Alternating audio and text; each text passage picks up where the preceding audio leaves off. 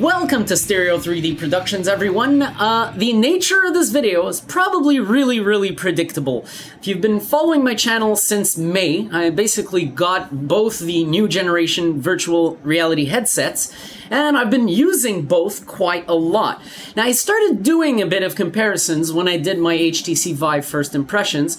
I even did one video alone on the operating temperature comparison between Oculus Rift and HTC VIVE, but we have not yet gotten to do a full through and through comparison of both products. And that's where I'm getting to now. Reason why it's taken me a little while to get here is because, well, I wanted to clock some stick time on both devices before I actually would jump and do so many conclusions in one video. What if my opinion of one changes over time or the other changes over time?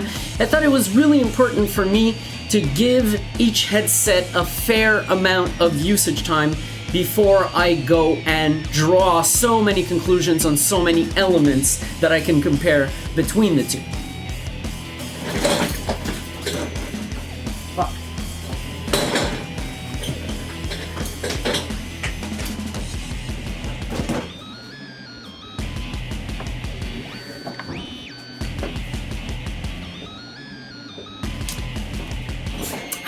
You've probably seen these guys on the channel so far. Definitely seen these guys. I've done a few videos with them. However, sorry to say that these will not be part of the show today. It is not because I don't like them. Believe me, it's the opposite. It's because I like them a lot. I think these are really good. It's not just the Vive motion controllers. It's the fact that having motion controls in virtual reality, motion controls of any kind, brings that immersion through the roof. I mean, virtual reality is doing 80% of the work, but the fact that your hands exist in that game world that doesn't even exist is absolutely phenomenal. It goes above and beyond what some people sometimes refer to as potential with VR. Like, oh, I'm seeing the potential. No, this unleashes the fucking fury. And this is why I won't include the Vive motion controllers in this comparison. I don't think it would be fair to Oculus Rift. I want to do this as a pure headset, pure virtual reality headset comparison. Now, the reason why I think is unfair is rather personal, and it probably stems from where I've been these last 3 years, using a lot of Oculus products and seeing the development, the course of development unfold. Oculus sort of gave everyone else a head start on the VR headset. Reason being is that they're the ones who actually spent the time and money trying to figure out how to build a VR headset, how the lenses would work as a standard, how you basically build the head mounting straps and everything. That was Oculus's forte the whole time. Others were free to inspire themselves from the Oculus DK2, DK1 designs and sort of have their own take on it and iterate, but only in small iterations. Meanwhile, the competitors who were doing this sort of saved themselves on having to do the headset and were able to do other things. And this is where I think SteamVR basically had a margin to go ahead and invest time and money on developing these, while Oculus were so focused on the VR end of things that they weren't able to storm into the motion controller market at the same time. So this is why I think it's unfair. Take this a tiny little pinch of salt because it really is my personal opinion. Look, the way it works at Oculus doesn't look like they have any shortage of cash, so maybe they could have made the motion controllers on time. Fact is, bottom line, I will not include any motion controller stuff in this comparison. We're only talking about VR headsets. Personally, I only have a few months of experience with these, while I have years of experience with VR headsets. So on top of that, it sort of comes down to my forte. We're just gonna be talking about VR headsets today.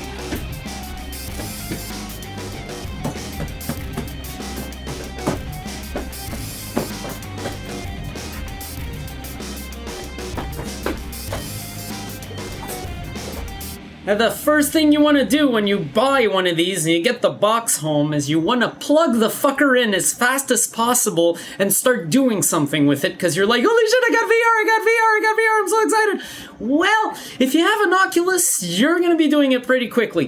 If you have a Vive, please be a little more patient. So here we go, I'm going to do Oculus first because this is really quick. you plug your USB for the tracker, for the positional tracker, the camera, and then you plug in the headset harness, which is one USB and one HDMI.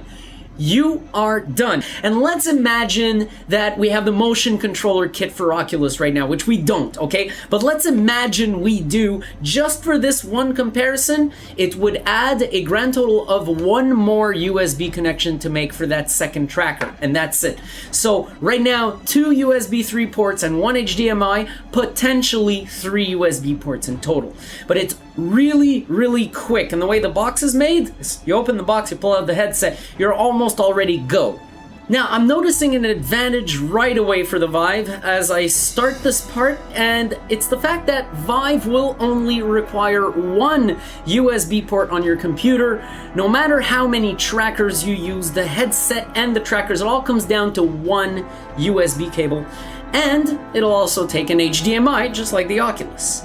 Except now, the advantage ends here, because I'm about to pull Pandora's box into view. This thing is reminiscent of the Oculus DK1 days. I spoke a lot about it in my Vive first impressions. I was really surprised to see it. So this is a breakout box. On this side, you plug AC adapter, USB, and HDMI. So let's go and do this, right? Then you plug in your power, which comes with a dongle, by the way. It's just in my wall right now. And then you plug these two into the computer. Now then, that's where the headset comes in. The headset plugs into Pandora's box. So basically you have an HDMI, a USB 3, and a current. So there we go, Pandora's box is plugged. You can see that Oculus is sort of preserving its advantage right now, and Vive is kind of like descending here, right? Now we're done with Pandora's box. Let's say all this shit's plugged into our computer. We got through it, wasn't the end of the world. Well, obviously a little more complicated than Oculus, maybe even a little annoying. It's time to get to the motion trackers now, because we're done with that shit, right? The first thing you do is you basically locate a place to put this. You plug an AC adapter. This is where it gets a little annoying. Oculus does not use AC adapters. Vive uses 3. One for Pandora's box and one for each tracker. So you're not using up USB ports on your computer, but you are looking for freaking power outlets, and I'm talking 3 of them. Vive almost needs a power bar of its own. So that's pretty disadvantageous there. Here's where a catch comes in. There is a wire that is optional. I must use it in my case. If you can set up the 2 trackers so that they can see one another at all times, which means you set them up nice and high, pointed slightly down at each end of the room, you'll be fine. You will not need this extra wire. However, in my case, I am unable to get an alignment where they reliably see one another all the time. So I must use the sync cable. Now, the sync cable is a wire that takes up a good part of the SteamVR HTC VIVE box because it's long as fuck. I think it's 50, maybe 100 feet. What they wanted to do is give you enough wire to go between your 2 trackers, so they gave you this fucking long ass wire. And I use it. It's basically a sort of audio jack type thing, so it's not too complicated, but it is another wire, and if you're not setting up in a very large area, you're gonna have a majority of that wire curled up somewhere in a corner, and it won't look very nice. Now, the fact that the Vive requires 3 power outlets plus 1 USB port, yeah, I know it doesn't take 2 or 3, but it still needs that damn USB port and makes you look around for outlets in the wall, something that I'm frequently short on. Much more short on power outlets than I am on USB ports. So maybe this is a matter of personal preference, but count the number of connections you have to make with that little Pandora's box, plus the outlet requirement and the USB port requirement. It's pretty realistic to say that the Oculus Rift wins the hardware setup, hands down, way quicker, way easier to set up. However, once Vive is set up, look, its hardware setup, the way it's made, is not a complete catastrophe. It's not a complete deal-breaking disadvantage, should I say, but it's annoying. It's more annoying than Oculus, and clearly Vive loses this one. Before we get on to the software setup portion of this comparison, I do want to make a note that I made this whole video on Oculus 1.3 covering all the issues that I had that I probably won't be covering here. I'll try to do this comparison ideal case scenario, saying that you have all the required services running everything and your whole setup goes fine end to end for both programs. So let's actually start with Oculus, which I covered more in depth, and the reason being is that Oculus was new on the scene, whereas Steam is more of an established product, so people will be more familiar on how to install SteamVR than they would be with Oculus Home, which is entirely new end to end. Now, considering that Oculus Home is new on the scenes, a new piece of software that's sort of trying to compete-ish with Steam, it's done a pretty good job, and really the differences almost come down to personal preference, but not quite. There will be an edge here, but let's take a quick look. With your Oculus Rift, all you gotta do is basically you run the setup program, and one thing I really liked about the setup program, go figure, this is needlessly stylish to show you pictures of the product you're holding in your hands as you wait for the setup to finish, but it actually quickly familiarizes you with all the connections you have to make. I found that when I installed SteamVR, which is simply something that you open through Steam in the tools and just install from there, it was pretty bland. There is really no introduction to the hardware, just tosses in SteamVR, and then once it's done, when you first launch it, it actually offers you to do a setup and even progresses into demos. Now, Oculus Home does a very similar thing. Once it's done installing and showing you all the pretty pictures and showing you how your headset should be connected and so forth, you go through a few steps that just tell you how to deal with the hardware, connect it, and then you actually get introduced into a few things on the headset, your calibration and so forth. You place your tracker, you put your headset on, and you first see some stuff. Now, on one end, once you're done like the installation and everything, Oculus will have you basically place your tracker and do your positioning, your center and everything, whereas SteamVR will offer you either standing space or room scale setup. So most of the time I take standing space, a really simple process where you just give the thing your center position, then you place the headset somewhere, you give it a height, and it actually saves that and registers it as your coordinates. You can also do the room scale setup with Vive, which basically involves setting up a play space within which you can walk, something I can't really do inside my apartment, but I'm a little familiar with that setup because I've done it in other places with a pretty big space, and it adds a few steps. Basically, the floor detection is done by putting the controllers on the floor, so the trackers have to be able to see those while they're on the floor. And the second thing is you have to delimit your play space by holding the trigger, one of the controllers, and just walking along the lines of your play space. That will actually determine the size of where you can actually go in VR. Once you're done delimiting your play space with the room scale setup, what's pretty cool is SteamVR sort of brings up a sort of holographic gate in the grid if you approach those boundaries. So you could even have a little delimiter around your table to make sure you don't walk right into it. It's actually going to start fading in gently when you approach and become almost fully opaque if you are almost crossing the boundary. Those are called chaperone bounds. They're really useful. For Oculus, it's really similar. In fact, it's easier because you only have one tracker and they don't do the floor thing yet. I'm pretty sure when the motion controllers come around for them, they will have a sort of floor height detection thing going on. Given the context, you know, that one has the motion controllers and that the other doesn't, really, both those setups are really simple. That I did not have any particular problems with either. They're really well presented. In fact, I thought SteamVR would be a little ghetto in that respect, and go figure, it really surprised me. They even have these funny little images and everything, so they both did a pretty good job in that respect. Now, look, this is a close contest, and I did mention personal preference here, but there are clear and obvious advantages for Steam in this comparison. First off, look, you got both of them use DRM, both of them are clients that you have to install and register and get a login for, so we're pretty much on even plane in that respect.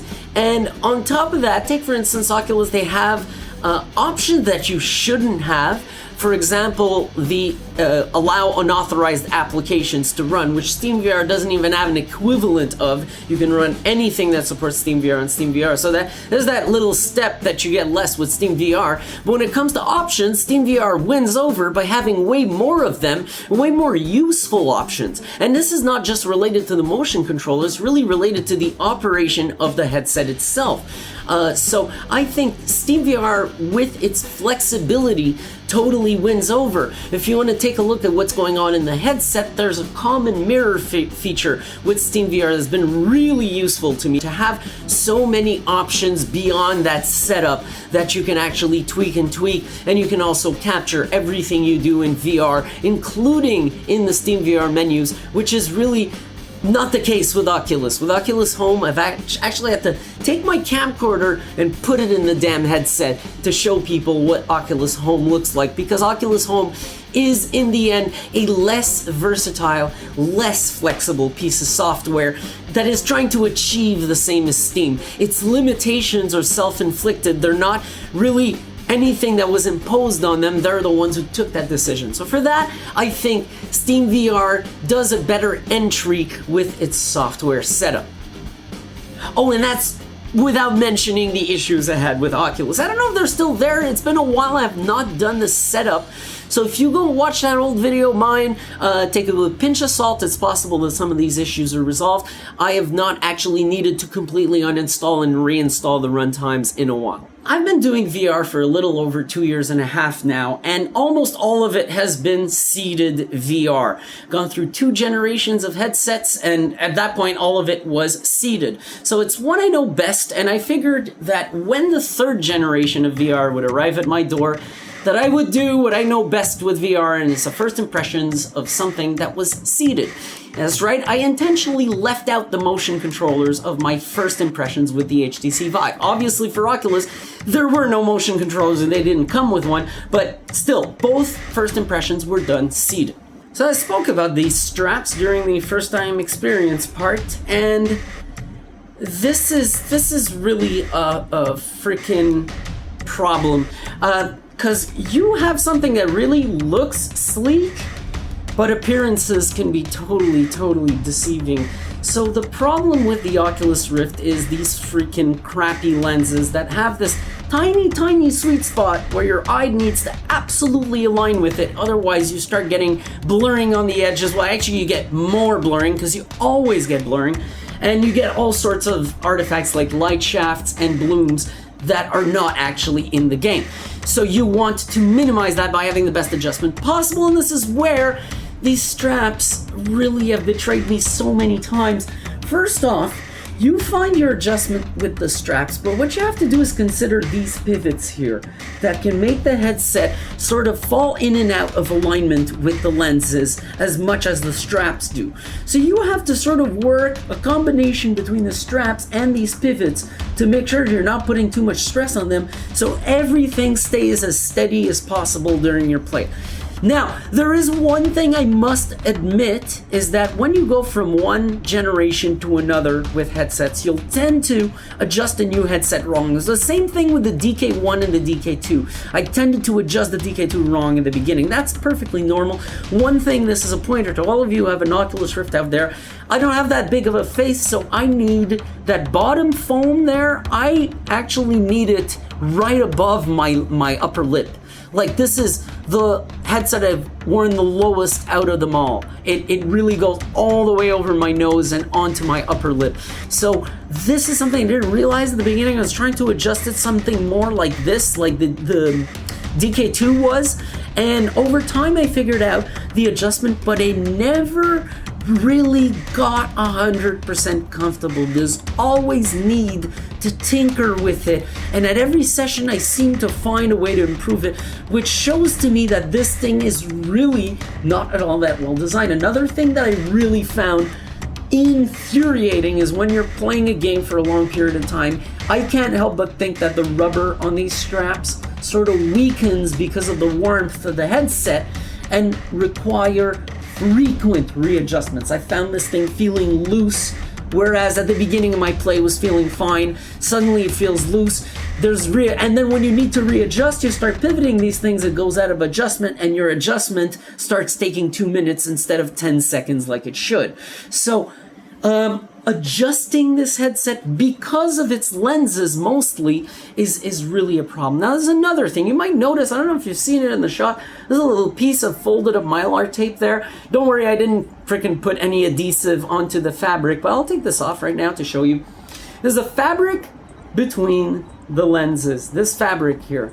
I abso-fucking-lutely hate that fabric. It itches the tip of my nose after 2 minutes, and it drives me completely nuts. I made myself a Mylar nose thingy that I can just squeeze in to the nose port like this. The Vive, comically, the Vive has a similar piece in the design, like built in the headset. They do have this little slider thingy here to adjust the lenses, which I found pretty neat. In their software, they'll show you how the adjustment should be made. Basically, they'll say until you see these lines being fine and sharp.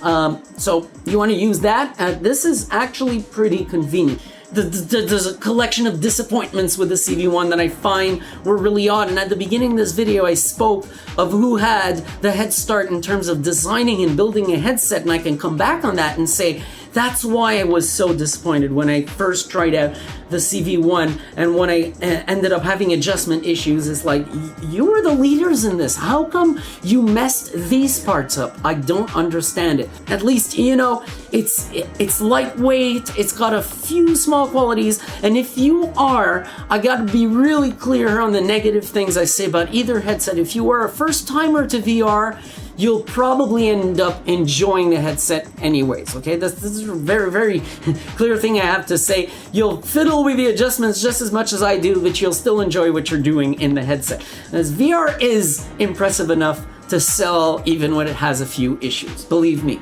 The HTC VIVE, the one that surprised me so much after I took it out of the box and looked at this guy and I was like, hey, this is bulky, and I go through my first experience where I noticed much less on-screen problems with the content and the lenses and so forth, but also the adjustment. Now it has one huge downside on the adjustment, and it's the top strap, and I'll show you why, okay? When you put on the headset, I sort of figured out that you want to reach out here and sort of pinch out this fork here with your fingers.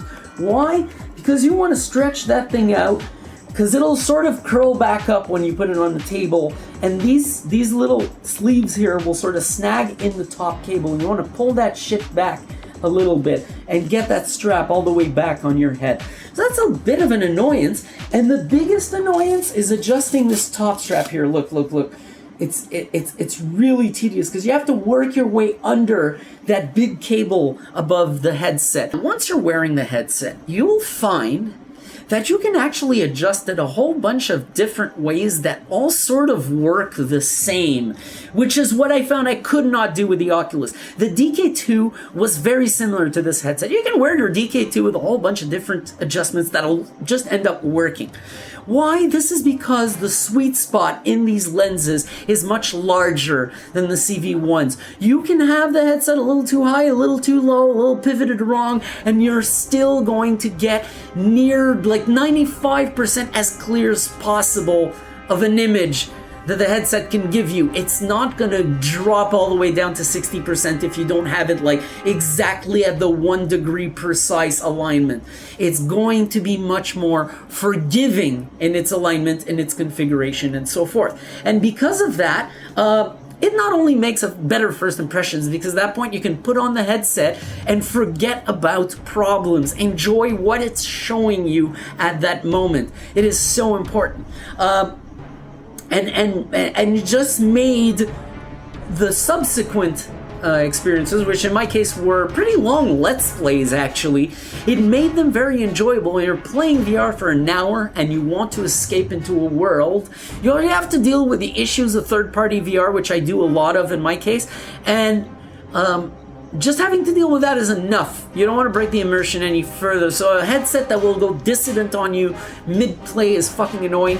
this headset I found I was able to forget for much longer periods of time. Want it or not, sometimes you'll look straight down, look up, look left, look right, it'll feel wrong on your head, and you go back and you just do a little readjustment slide right there like that, and that's it. Now you might notice that I'm wearing it a little higher than the CV1. The CV1 has a smaller casing in the front. This one has a larger casing, so it may look like I'm wearing it lower, but actually I'm wearing it much higher by about, I'd say, a good half inch than the CV1. So it's a different alignment. This one, to me, was a much easier transition from the DK2, because the head strap alignment is incredibly similar, and so is the tolerance with the lenses. It's much less sensitive to misalignment, so you can actually go totally excited at your first run and put it on a little wrong and still have a blast without even noticing that anything's wrong, until later on where you go, hey, I can make it a little better, go figure.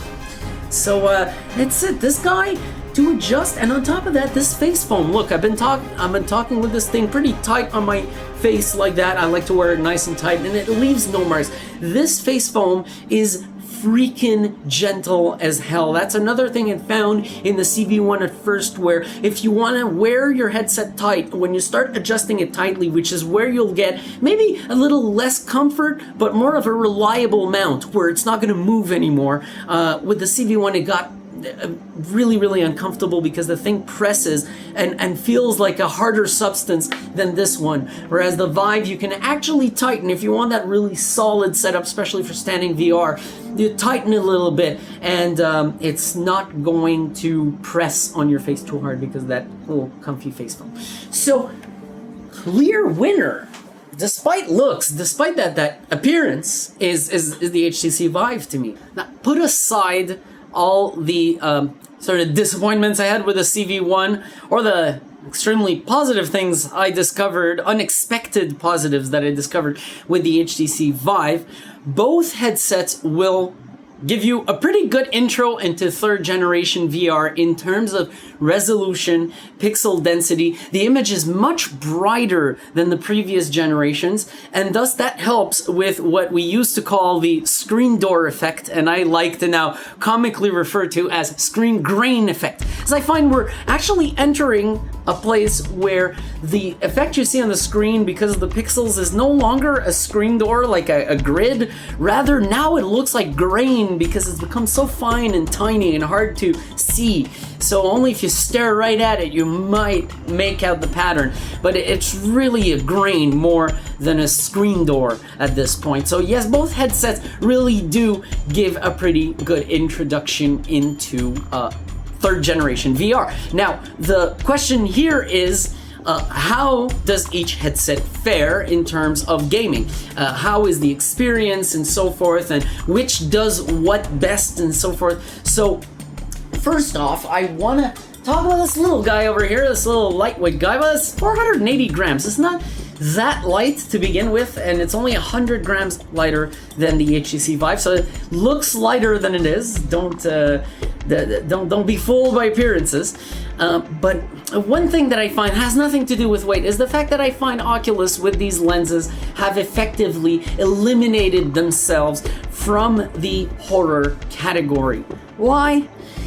Because contrast. That's why. Most horror games, take for instance Alien Isolation, has a lot of dark backgrounds with very bright highlights. Either it's going to be your HUD, white text over a black background, or a spotlight in a dark room, but you'll get a lot of that, and what you're going to get with the Oculus Rift in those situations is light artifacts in the lenses. I am sort of trying to recreate a personal experience on screen here, something that I'm seeing with my eyes in the headsets, so it's very difficult to give you a 100% accurate representation, and it's by all means a dramatization. So this is what it looks like when you have high contrast in the Oculus Rift. Two different scenarios. In some cases you'll get a lot of blooming, and what's really unfortunate is it seems that the light shafts that are produced by the lenses also produce their own blooms, so it really gets messy in there when you have a contrasty image with something really bright in the middle. It can also just produce light shafts on the edges and darker scenes, which are unbelievably distracting. Euro Truck Simulator being a great example. So yes, these are dramatizations, but they're awfully close to what I was seeing when I did my runs in the Oculus Rift CV1. Now this goes without saying that there are advantages for the Oculus Rift. When I ran Project Cars, iRacing, all the driving simulations actually, including Euro Truck Simulator, I found that if you have a setting with even brightness, daytime setting, and with the fact that when you are in a vehicle simulation, you won't tend to shake about very much and swing your head back and forth. You'll tend to look forward where you're going, and most of the time, your destination is in front of you, not on your sides, right? It's very rare that you'll suddenly do a 90-degree left or right with your head. So, this thing doesn't get out of alignment. So your initial adjustment at the beginning of your play tends to stick in driving simulations or in airplane simulations. I found that this is really a good headset for vehicle simulations. An advantage that I saw over the Vive is that if, say, the game has a poor anti-aliasing technique, it seems that this headset's run times are actually first off enforcing super sampling, which involves rendering at a greater resolution. You can even force that if it's not working, but on top of that, I found that the downsides that these lenses have with, for instance, horror games, actually become a positive aspect in driving simulations. It tends to smooth out the aliasing you see on the edges of objects, sort of acting as their own physical anti-aliasing. I have seen more distant detail to a freakish level with this headset than I have with the Vive at this point. Now, this is really a close comparison here.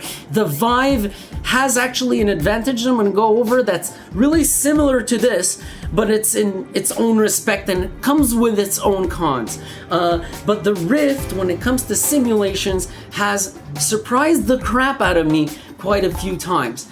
The problem with the Rift is over long periods of time, it will billow up a lot of freaking heat. And this really actually sort of hurts itself even if in its own specialty. Vehicle simulations, if you drive with force feedback and you race and you like to do it really intensively, you will sweat and you will warm up. And I find that combine that with the heat that this headset builds up over time, it gets a little bit crazy in there and your face foam will tend to get pretty damn soggy. Could give you a clip of a little something that happened very recently. Here's a way to keep your Oculus Rift cool.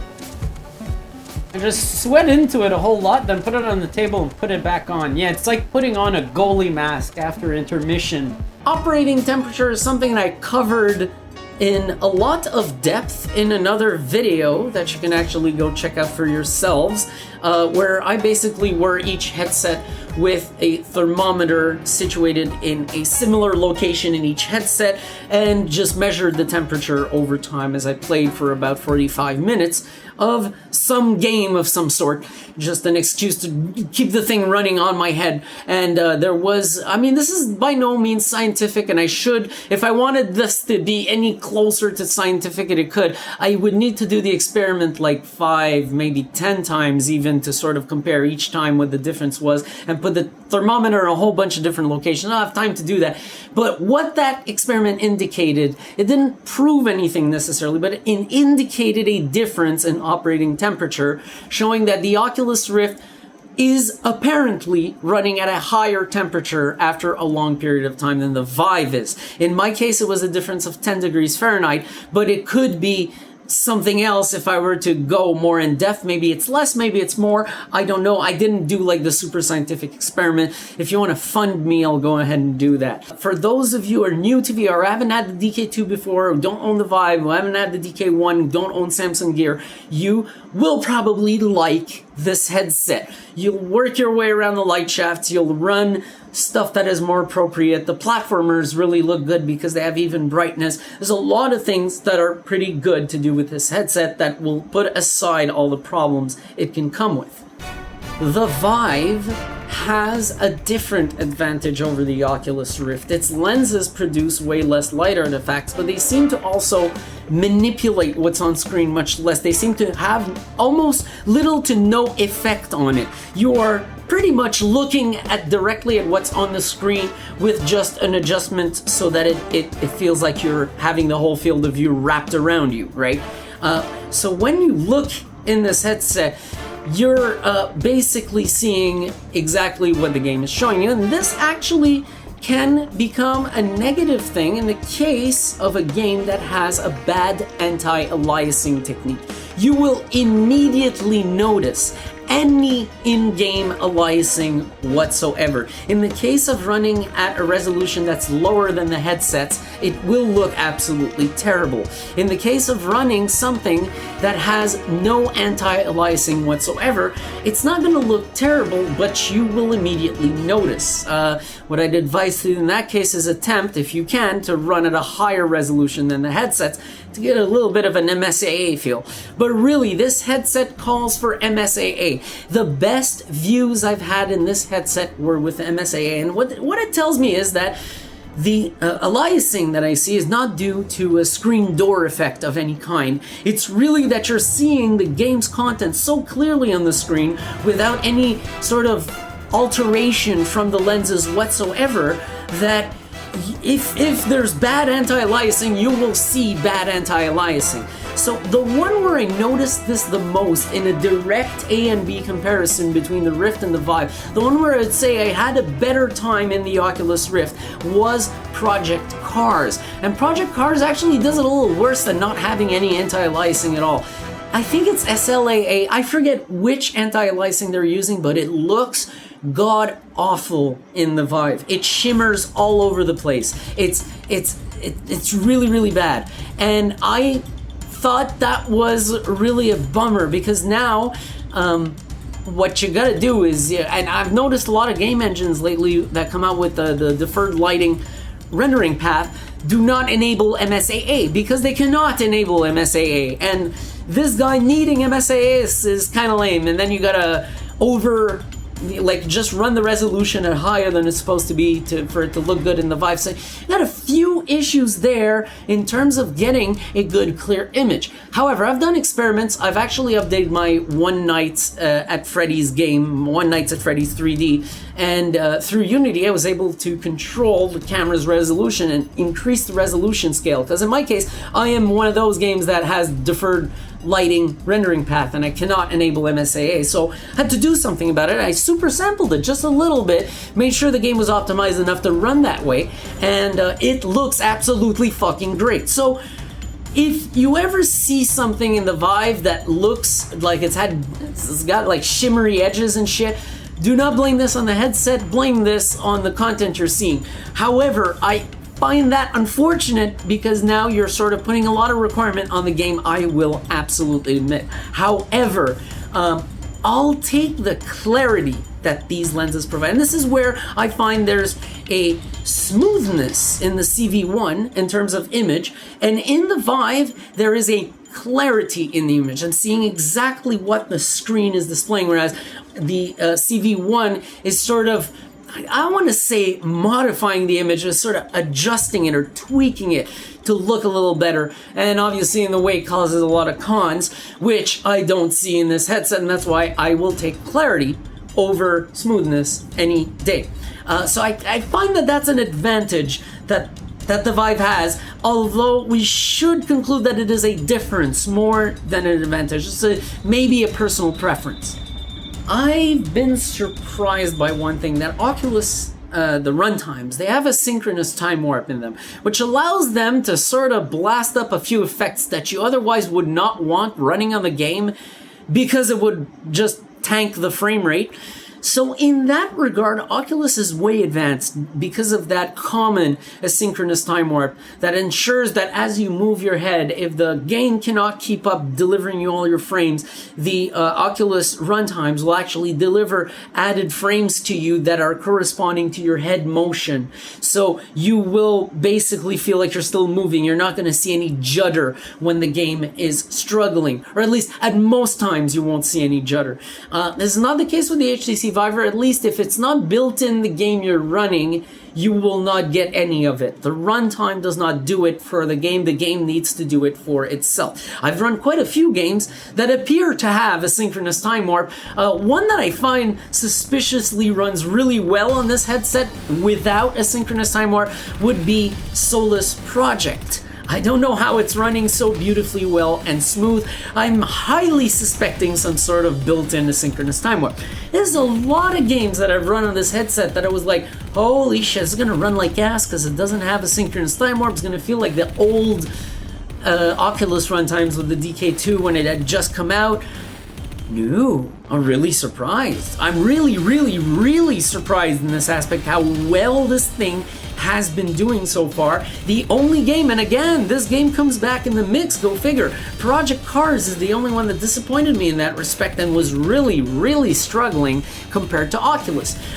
All the other games I've been running, I really don't get that bad of an experience. If you've seen my previous videos, you're like, hey bud, you're a fucking liar. We saw your Let's Plays and we saw the judder on them. No. Vorpex, the third party VR Let's Plays, Vorpex, I can guarantee you is getting the same judder in the Rift and in the DK2. Shadow Warrior, in particular, tends to chug the system hard and not run that well, and at that point, any form of a synchronous time warp you have in existence will struggle trying to keep up, and that's what's happening there. In all cases, with all three headsets, I can make it happen if you want. So, yeah, no, this is total truth I am speaking here, that there is a huge similarity in terms of fluid operation between the two headsets, despite this one not having built-in asynchronous time warp on all of its titles. Unbelievable, actually, because that's probably one of the top 3 factors that made me expect SteamVR to be ass at first, and then sort of warming up to it over time as I discovered it really wasn't the case. Now, last but not least, the HTC VIVE does produce some few light artifacts with its lenses. However, they're nowhere near as bad as Oculus's. In fact, they're so hard to see that I had a hard time doing the dramatizations you're about to see. So again, please, with a very tiny little pinch of salt, take these. I'm trying to reproduce something that I'm seeing, and at this point, these are really hard to see because they're not that obvious. So much less distracting, these distortions. These dramatizations might actually be exaggerating them a little bit so that you can see something, but you might notice that there's a little bit of light rays, and what I tried to do is sort of represent those ridges, because what happens is when there's a light ray, the ridges in the lenses, which are much wider than in the Oculus lenses, will glow a little bit, and you'll get those little slices in that light ray, but they're so dim that it's really hard to tell what's there exactly. Most of the time you don't think about them. They're nowhere near as bad as what Oculus was giving me. In the bottom line, based on experiences that I was able to run in both headsets, for example, Project Cars, Flying Side FSX, Shadow Warrior, Singularity, Albino Lullaby, I'm probably forgetting a few here, but these are all experiences that was able to A and B, basically run in each headset and compare directly. And aside from Project Cars, where Oculus Rift kind of won because of a synchronous time warp, and because I found that the super sampling and the lenses were helping seeing distant detail, for most of the rest, it's Vive that was winning over. Here's the thing, I spoke about of smoothness for the CV1 and clarity with the HTC VIVE. Now that smoothness, let me try to describe it. When I'm driving in Project Cars, if you're looking at a really distant tree, it's kind of freakish how that smoothness helps you distinguish objects despite the fact that those objects take up very few pixels on the screen. So I found that the Oculus Rift helped a lot with that. However, at most times I'll take clarity over that smoothness. Reason being is that clarity, where you can see exactly the game's content, results in an output that has way less light artifacts. So you can output much more diverse content. You can output something with a very dark background and white text. You will not get these crazy light rays all over your screen and wonder what the hell's going on and start wiping your lenses. It's nowhere near as bad as Oculus. So because of that, I find that in the gaming experiences, Vive wins hands down. There are so many experiences that will distract you with the CV1 when you run them. Light shafts, blooms, and all these things. And then the headset will get hot if you want to play for a long period of time. That the Vive simply wins over. Found it more comfortable to wear for hours on end. I've just found it more friendly with me overall. This thing arrived with me completely doubting it, and through gaming experiences, through what we're talking about right now, was able to make me warm up to it big time by delivering. Okay, let's talk about convenience and some of the physical aspects of these headsets. Now, we're gonna go ahead and declare a winner here right off the bat in one category, and that is the looks. Okay, what I think Oculus did here that's really cool is they made a VR headset that looks sleek, and it also doesn't really go make you look like a dumbass at all. Doesn't make you look like a robotic 1980s depiction of some shitty VR. It actually looks pretty legit. I got to give them that. Although this came with many cons, I find it amusing that it sort of fights off that old VR stigma of like what it looks like to wear a VR headset. But it's meaningless, but I wanted to toss that one in. It was kind of hard with my setup specifically to go ahead and get the minimum distance with this little stand. However, I got really forgiving when I saw that you can unscrew this, but not only can you unscrew it, but this is a 1/4 inch socket that is compatible with any tripod. So this pretty much puts this thing at a level with SteamVR's HTC VIVE. The fact that you can actually mount the trackers onto either a standard tripod, or they have these little mounts they give that I have on my table here in the bags. I've actually used one of these. So these are little wall mounts you can install. Literally, you have to drill screws through whatever surface you have these on. I actually used one of these on the desk. So on the desk, I actually clamped with the screws and everything one of these to hold on to the tracker that is closest to me, and the other one is actually on a tripod at the other end of the room. So convenience wise, look, you do have 2 trackers to install for HTC Vive, but that's for the motion controller, so it would be the same with Oculus. We're kind of like on a level playing field. We have a stand mechanism in both cases that has only few uses, and you sort of gotta do it yourself if you want to get fancy. And in both cases, you can use a standard camera tripod, so I think that makes it all fair. Mounting wise, it was pretty convenient. They did need to have these LEDs in the back so that the motion tracker can see the back of your head, which I personally think is really cool. I have been cheated by the fact that that's not on the Vive a few times. So that's kind of an advantage there to have the LEDs in the back, but it brings a bunch of disadvantages with the straps and the way they had to build them. Now, this is probably one of the biggest disadvantages of the Oculus Rift in terms of physical design. I am actually afraid of trying to remove this face foam. You can see it's sort of a rubber assembly, and there's a mount at the top that seems pretty stiff, and I want to force it. I will have to do this eventually, because after doing driving simulations, what do you think happens with this headset? You're sweating into it, right? And I'm gonna take the little Mylar nose thingy that I made here. I'm gonna take it out so I can show you this fabric between the eyes here, because we're gonna talk about this again, this damn fabric.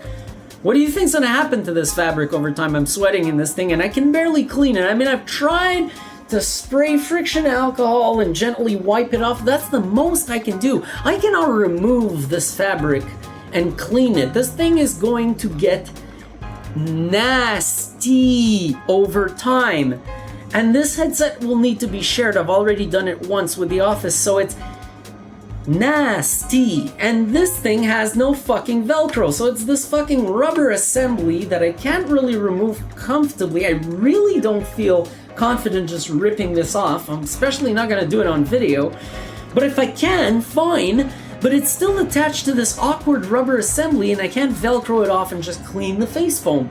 Also, this face foam looks like something that they thought you were gonna wear once or something. I'm not saying that it's single use in terms of quality.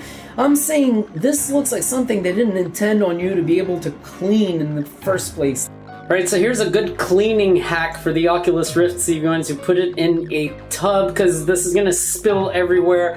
You just grab your bottle of friction alcohol like this, you just pour it all over the headset from above like this.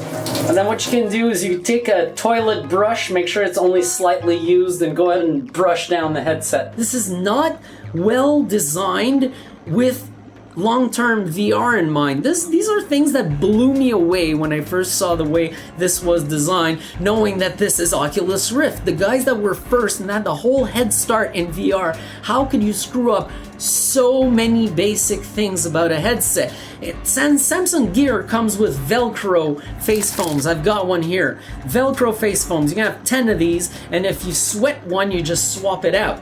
This thing will inevitably, this is sad to say, it hurts me inside to say it, build up a funk over time that I will probably need to find creative ways to fight off, because I don't like it. I've always cleaned my DK2, and the Vive is much easier to clean or but to look at that. But like convenience-wise, there are so many inexplicable downsides with this headset that I found comparatively to the HTC Vive are just not necessary. It wasn't necessary to take that approach. I almost forgot to mention this. There's a little light sensor at the top in the Rift here. So when you put it on, it sort of turns on and turns on the Oculus client. I've found that the way the Oculus uses their light sensor is really freaking annoying. Not only does it cause the Oculus client to start unknowingly sometimes because you just accidentally flick the thing, so the Oculus client starts and takes up a whole bunch of memory and you don't notice it right away. Sometimes you're running a game and you just peer out the headset and it decides you took it off. It tries to sort of pause the game, but some games don't handle it very well and they crash. So the light sensor is super annoying and inconvenient with the Oculus Rift. It comes with this little remote. Now, I haven't had that much use for it. It resembles a lot when you press your system button on SteamVR. What I really found the use for is those volume keys, which I don't know if they maybe could have included some in the headset and removed the need for this little guy, but this is not a terrible idea at all because they never actually require this to control a game in any way. So it's navigate their own system menu in some sorts, recenter your view. But what I really found convenient was that volume setting there, because often in VR with the Vive and Oculus, I find myself putting on everything and then the game starts and it is fucking glaring loud. It almost busts my ears out and you immediately want to reach for the volume. With a Vive, you're going to have to peer out the headset. If you have this guy nearby with Oculus, you just hit that minus button a little bit, you'll see on the screen there's a little meter that's going to go down, and you know that it's also affecting your recording, so you're not going to have this super fucking loud game audio in your recording. So in that respect, Oculus, at least on the audio end and minimizing the wires, they do get that edge. Now, when you talk convenience, you talk wires. And in the case of the Oculus Rift, when it comes to the audio, I don't even need to pull out the headset right now. You've seen it enough times. There's headphones on it, and they're just part of the headset. It's that simple, right? With Vive, it's not. Right now, I have my Vive plugged into a Sony audio headset. So I'm going to unplug this. I'm going to show you what it is. Stock. So stock, it comes with this little pair of earbuds with a short wire that you plug here and sort of go under your ears, sort of around your neck, and all the way into your ears like this. This is inconvenient. These have tended to yank out a lot while I was playing and turning my head or raising and lowering my head, especially when you have a collar on your shirt. They tend to get caught in it and they tend to yank out a lot. So I've swapped it out for a Sony audio headset, traditional headphones, not earbuds, and it's gone a lot better, but it's still an added wire and the inconvenience of having to pretty much put on two headsets over each other rather than just wearing one device. So I think it would have served HTC Vive, that ultimate little thing it could need to be the perfect headset, in my opinion, would have been a good integrated audio system, which is not the case for the Vive. Oculus, I've repeated this in all the plays that I I had the thing on, I kept saying, the one positive thing here, despite all these problems, is the fucking headphones. Alright, it's a bit of a cable hell at first. I went over the adjustment earlier where you have to fuck about with the top head strap because the wire goes right over it. So right off the bat, convenience-wise, is a bit rugged. This is where it's a reverse introduction from the Oculus Rift, where you first look at the headset and you're like, wow. This one, you look at the headset and you're like, oh shit. You know what I mean? Like, it's like, this is robotic, you know?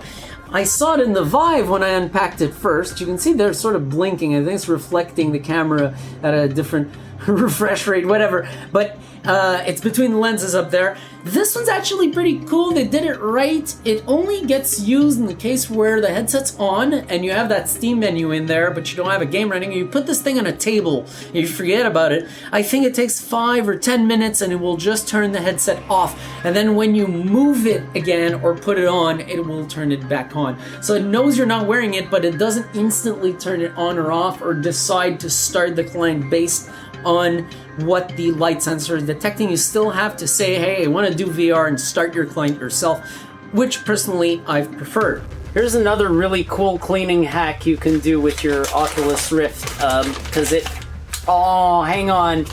It says here that it's not dishwasher safe. Never mind.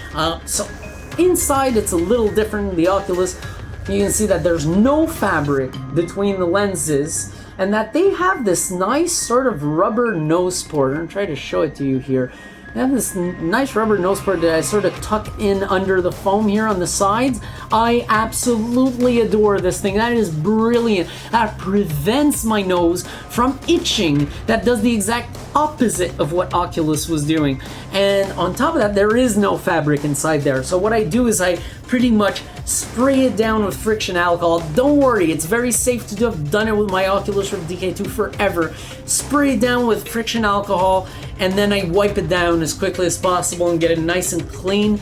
And then here's where cleaning becomes an absolute fucking beauty. Oh god, I love this headset for this. God, I love this headset for this. The other day we're doing VR, they give 2 of these. They get a wide face and a narrow face. And I can actually wear both. So the other day I'm with friends and we're doing some VR demos and everything. And one guy ends up sweating the damn wide face foam. And then I want to do some things. I don't want to put on a wet headset. So I wipe this guy down with alcohol a little bit. And then I put on my narrow face foam. And voila, I am gaming with a dry and clean headset. And what I like is now I found out that on the HTC VIVE website you can actually buy spares of these. So you can have like 10 wide face foams and invite a bunch of friends and I'll have them drive in the simulator and just swap face foams for each person. So this is hugely convenient. You want to talk about convenience here? This is massively convenient. This is where I was looking at this and I was like, so these guys have been totally spying on Oculus while Oculus went off on another tangent. Because this is very, very reminiscent. This is Samsung Gear like. The inside is very DK2-like. The nose port is something of their own creation, which I find is totally awesome. The front segment is oddly DK1-like. So there's a lot of inspiration from Oculus here of all the positive things I saw on Oculus's previous headsets. Whereas on Oculus's headset, I see none of the good things that they picked up along the way. I see that they've introduced a lot of problems instead. Anyone who plays longer than an hour with a VR headset will probably know what I'm talking about. Double that for people who have previously used either the DK2 or Samsung Gear or the DK1.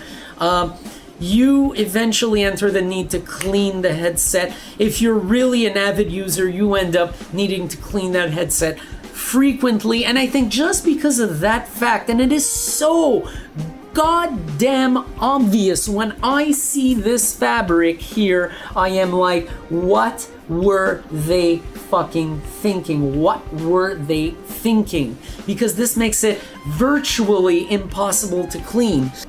So yeah, winner Vive, because these guys wanted style over function, I guess, and convenience. Because it cost them a lot to make it look this good. This is what I find is dumb here, is they went for looks big time over style. This is not a long-term viable headset because of the disadvantages that I've mentioned in this comparison. And this is where the Rift further ends up disappointing me. Okay, we know that Steam has no quality control. Not a little bit of quality control. They have no quality control. It's part of their freaking like integral business model. That's how they've been successful in the past. And it's also visibly pissed off a few people in the process, including myself. Maybe once or twice you get something, you're like, this doesn't even work. So the virtual reality library on Steam is no stranger to this problem, to this absolute lack and absence of quality control.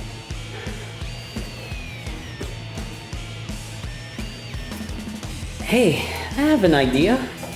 I'll make a game where you just take clothes out of a dryer over and over and sell it on Steam for $30 fucking. While the library may seem a little more diverse, you will find a lot of horrible things in there. I mean worse than those green light meme games. Horrible.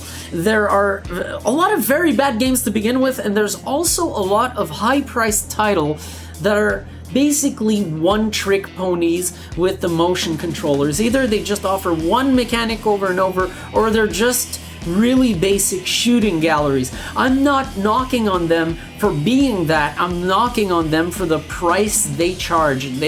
The pricing is off right now, and I think it'll adjust over time.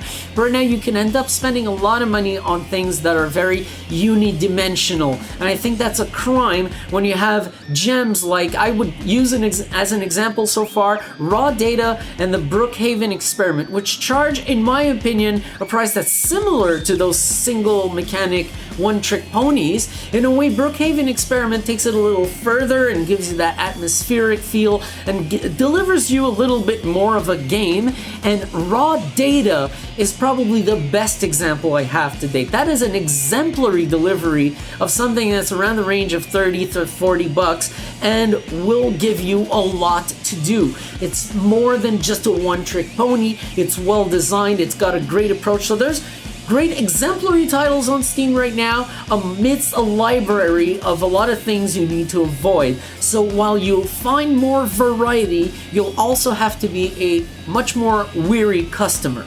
Oculus, on the other hand, are doing this trying to be Steam in their own respect. And I think, credit where credit is due, I guess. I think they're doing it better than some others. I actually gave a little while ago an example to this. Uplay was a great example of something that's more mature than what Oculus has been building and of a lesser quality. I found Oculus to be actually better, more appealing than Uplay. So in that respect, they actually did a pretty good job. And the library on there, although it is much smaller than what you'll see in the SteamVR list, you'll find that those games all look like legit, polished, fully finished titles. Rarely will you find something that is of questionable quality. Now, will you like the game is always a question of your taste and what you like to do and if you can take the motion and everything. But when it comes to game selection, you'll feel much safer buying on the Oculus Store because at least you'll know that it's a fully enabled VR title with some good polish to it.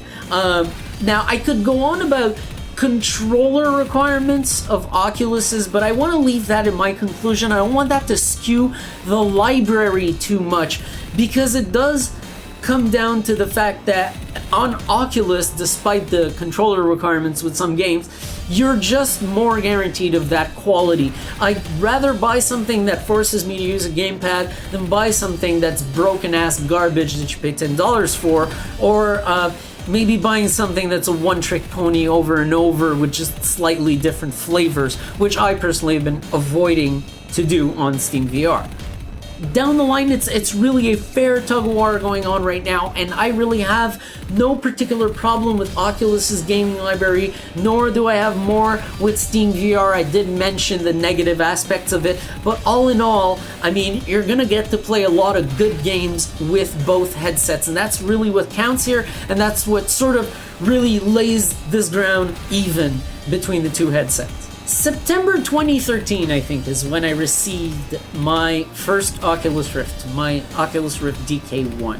And again, a lot of experience with that. That freaking thing turned me into a sort of game developer. I sort of take more of an app approach with what I do at work with game engines. So kind of equates to game development, but that thing is what changed the direction of my career in a way, and the DK2 helped with that progression. So I've been doing VR and developing stuff in VR for over 2.5 years now, a lot of seeded experiences. Went through the DK1, got the DK2, I saw the improvements happening on the headset, and I started trusting Oculus through the way. In the lead up to the consumer model, there was a lot of backlash. I mean, when they announced that Xbox One controller, which I personally knew a lot of customers wouldn't even want to receive a controller with their headset. People who like gamepads will probably already own a gamepad, and those who don't own a gamepad probably want to play with the mouse and keyboard. And this is where there's a little bit of backlash on that Xbox One controller. Also, the fact that it indicated that Microsoft is sort of putting their foot through the door at Oculus was worried a lot of people. I started blurring out that noise. I reacted to it at first, and then I was like, okay, let's just block out that noise. Then came the exclusive talk. The fact that Oculus was getting a little bit cocky about the fact that they were going to do exclusives and close up the platform. And they were using the term platform more and more, as if they were selling their products as an individual console rather than a peripheral, which it is a peripheral. It's something you plug to your computer. It's a kit. It is not a console. So they're taking this weird approach there, and that was more noise that I had to blur out because I trusted one thing. There is one thing I absolutely freaking trusted of Oculus because I'd seen it since the beginning, is if they know anything, it's how to make the headset correctly. And they will nail it, and it will be the headset I will prefer. This is what I kept telling myself. Blur out the noise. It probably won't be as bad as it sounds. You react at first, you hear the bad news, and you're like, just let's wait till the device comes out and try it, because I think it's going to be the best one of them all. And do you understand the disappointment I got when I first tried this guy out and saw that from A to Z, I mean, they didn't get every single thing wrong, but most of what I was expecting to have improved in this generation was done wrong. Let's completely forget the head strap, okay? Because the head strap, I've seen people differ the opinion. Some people actually like this thing, so maybe using it too stiffly, wrong, something, okay, fine. But undeniably, these lenses are terrible. This design with the fabric is a horrible idea. The face foam is inconvenient, and the thing gets pretty damn hot after a while wearing it. These are all things that converged together and made me so disappointed, because then it sort of makes the noise hard to blur out, and then that controller stuff all comes back. And then I see that on the Oculus store, they're now persuading developers who have games that run on the screen with mouse and keyboard to remove the mouse and keyboard support in the VR version of the game. I was putting the final edition of this video together, and I absolutely needed to stop and add this. This clip is absolute gold. It explains my hate for gamepads. It's the tutorial section in Killer is Dead, where I was first using a gamepad and then realized I could actually use the mouse in the game. A little faster this time. Time limit. I just did that strike vector video.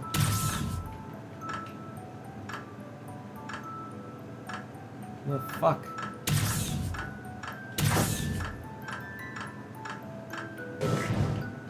Oh boy. What?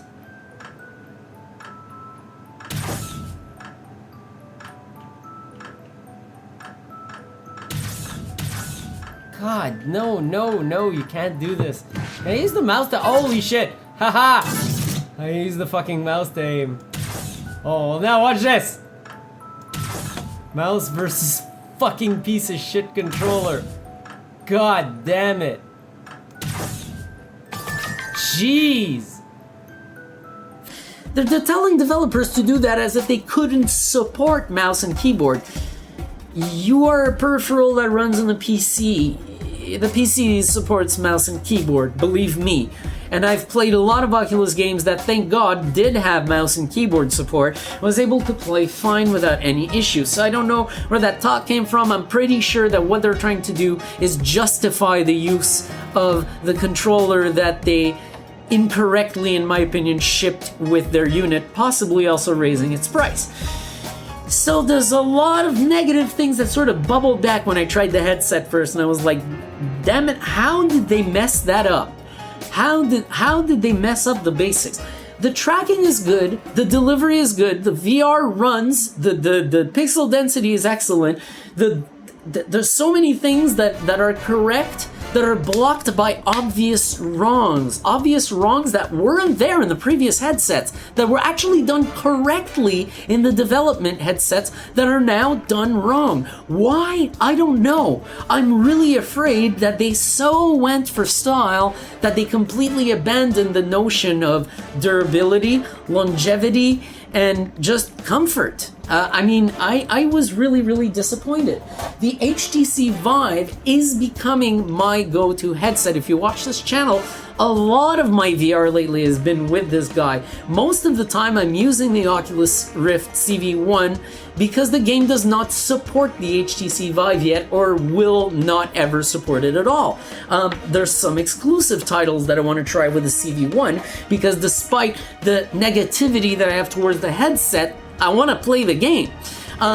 So I built up negativity towards the CV1 while I was first trying it out without the VIVE. Then I got the VIVE, which so totally flipped my impression of Valve in a way, because I was like, this is Valve, this is Steam with their shitty quality control. The VR kit is going to be terrible, right? And no, it kept impressing me. This is not representative of Steam's quality control. This is an excellent VR kit that I've been warming up to exponentially over time. And remember, I switch headsets often, and I get to see, like, I was feeling like this in the Oculus, and now I'm feeling like this in the Vive, and I like it better.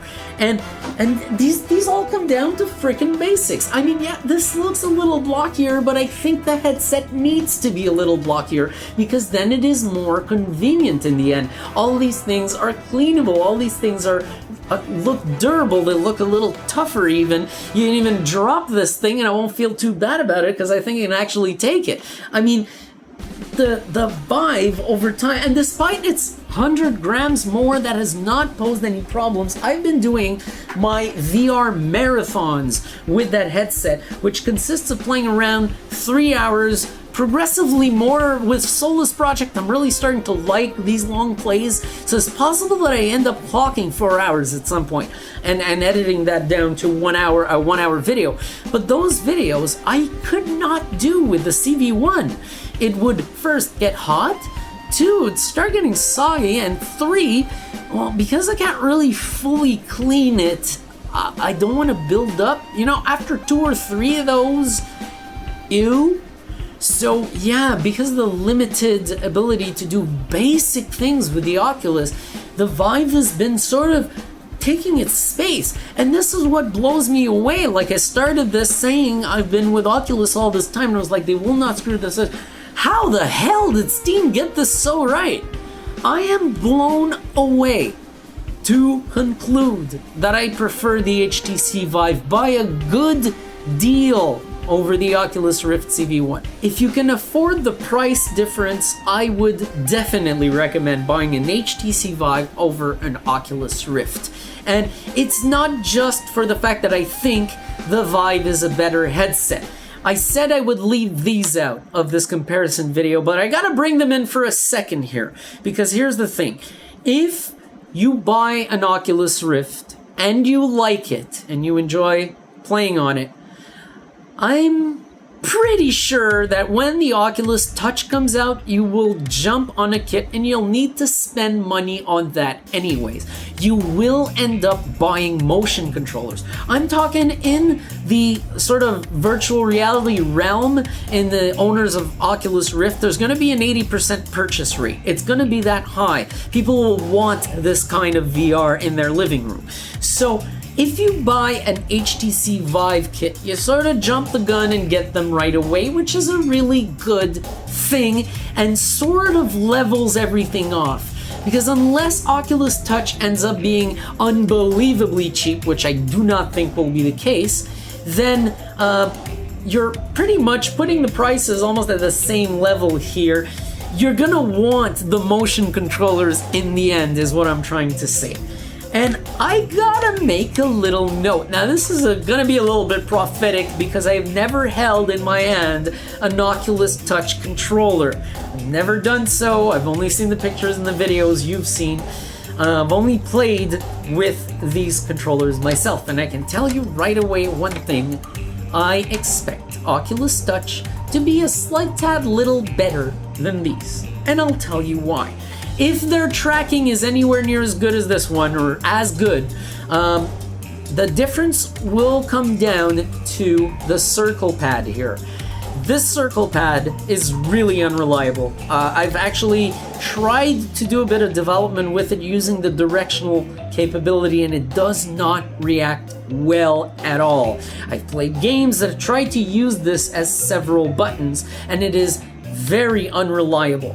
The most you can do with this right now as a dev is use it as a one-touch button, the whole thing. So that's a huge disadvantage, because I see that on Oculus Touch they have a thumbstick like in a traditional gamepad. That alone may make that pair of controllers win over the Vive, believe it or not. Yeah. So that is, it's very prophetic. I do not know exactly if that is the case. I've never tried them A and B. I may do that one day. I don't plan on purchasing the kit, but I think the office will. So I will eventually have some stick time with the Oculus Touch. I'll be able to let you know about that, but until then, today was mostly a headset comparison. I wanted to stick to the virtual reality, what you see and how it's delivered and how it feels, and if you freaking forget about the headset, which is one of the most important things when doing VR. And bottom line is that the HTC VIVE has totally claimed me. I waited several months to do this video. I've collected information over time. I tried to remember things that happened to me while I was playing games, and I wrote them down. And I have this huge text file that I used to create this video. And I shot all these things on different days as I was thinking of different things. And I have a few insert clips from obviously all the gameplay I've been doing. So I wanted to collect a lot of stick time with both headsets before I got to making a very conclusion type video. Didn't want to jump the gun. I did do the temperature comparison video because that was just plain showing you what's going on with the headset at that moment. So it didn't really need any build-up time or me thinking it through. It just needed a thermometer on the screen, right? But for this comparison, I thought it needed to be thought out, and I needed to play a lot with both headsets and see if I was really sure of the opinions I was forming. And yes, it really turns out SteamVR HTC VIVE wins out for me, despite a few advantages for Oculus Rift, and despite the fact that I still will play with that headset. Personally, I would recommend HTC VIVE, and I will continue using HTC VIVE much more.